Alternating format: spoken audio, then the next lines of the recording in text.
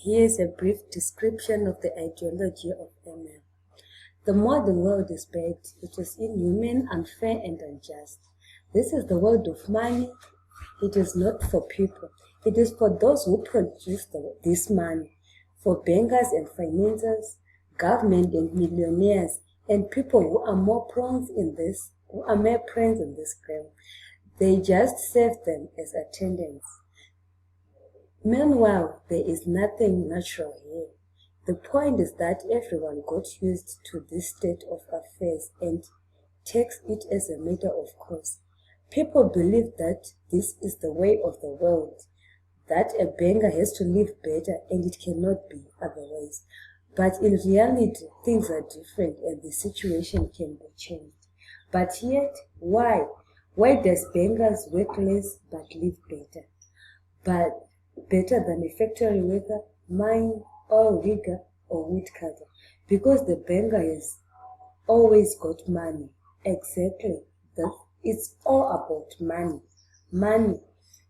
This is the whole point, the cornerstone, and about it.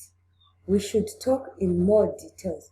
So what is money? Have you ever thought about it? Maybe it is a calculation tool or a measure of labor.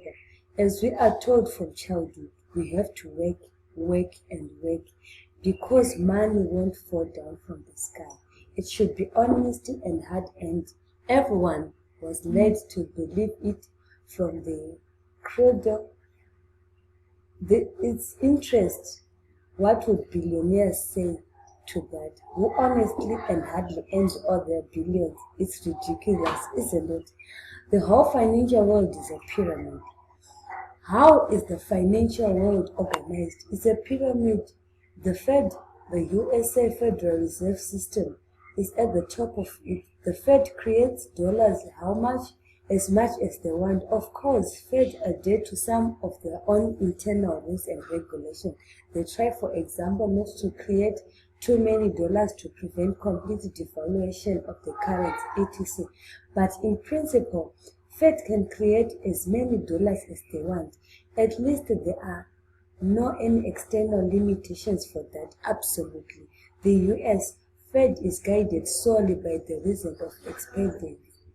The lower level of this global pyramid are central banks of different countries.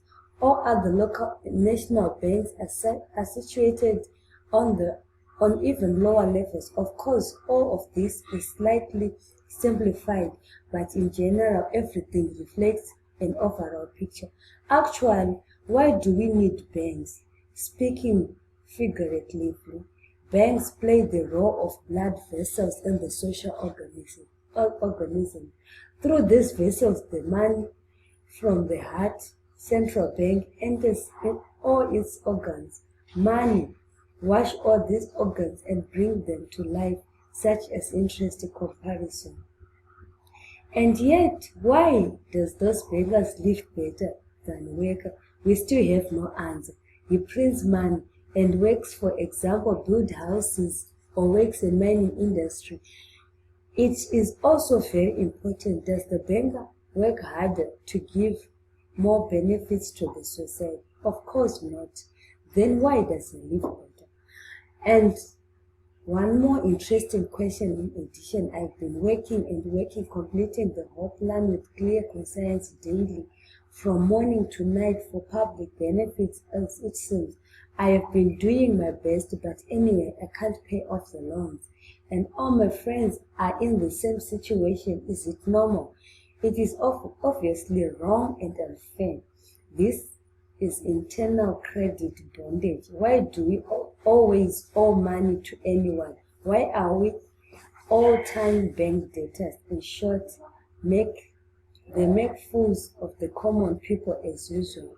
Nothing new. The rich takes advantage of the fact that simple hard workers don't have time to figure out all these tricky schemes. We have to feed our families. That's why we take advantage of the situation. A new financial system will be established.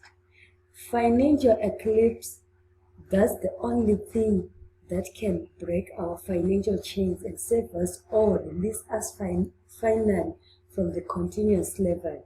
Everything old will be burned in its fire, and the new will appear. The Fed will be removed from the power and will no longer develop social inequity. Banks do not produce anything useful. What useful can they do? Give credit, plundering interest as a result of population is burdened with debts. It's burdened with debts. Why do the banks get interest for the credits at all? Have you ever thought about it? As always, was always despised by the nations and now is legalized. Why? If a person takes a loan in the bank, then not for nothing, but to do something good, to realize some projects, but he applies his efforts for the welfare of the society, including bankers, making sometimes useful for all of us. We should encourage such people, making discounts but not collecting from them with interest. Nevertheless, modern banks were created for other purposes. They aren't interested in the society.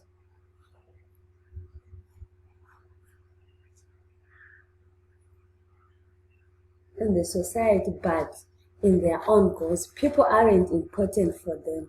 Modern banks are loyal servants of Fedhead, hypocritical agents, misusing the products of labor of common people. The current financial system is merely distracting us, and it will continue attacking us and then our children and our grandchildren. It will get even worse if nothing changes. We will destroy the existing financial system and build a new fair and honest. We have no other choice. We are not slaves, we are people, and we choose freedom. And this freedom is almost here already. Now, thanks to financial apocalypse is inevitable, unavoidable. Since it's just the question of time, the seed was dropped and it will now grow. It's already growing right now at this moment. It will not perish. Now, here is how works, the mechanics and the logic behind those percentages. The issue is those percentages and interests are just numbers. It's a system interest, but for a person A to have the interest, the system just to tell the next person to give it to you. It searches into the database of those indicated that they want to donate, then direct to person A. Then that person B, due to his activities, he have a certain percentage, his principal amount, whenever he wants it. The system will look for a person who is willing to give, then tell that person who is willing to give person B. So when person C is willing to give a certain amount, it will just look around and search for any individual who want to withdraw, and who want to withdraw the said amount, then will direct person C to give the money, to give that person the money. Here are now the rules of MMM.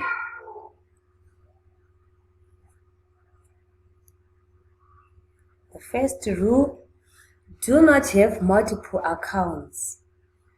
Rule number 2, do not share email or bank details with other members.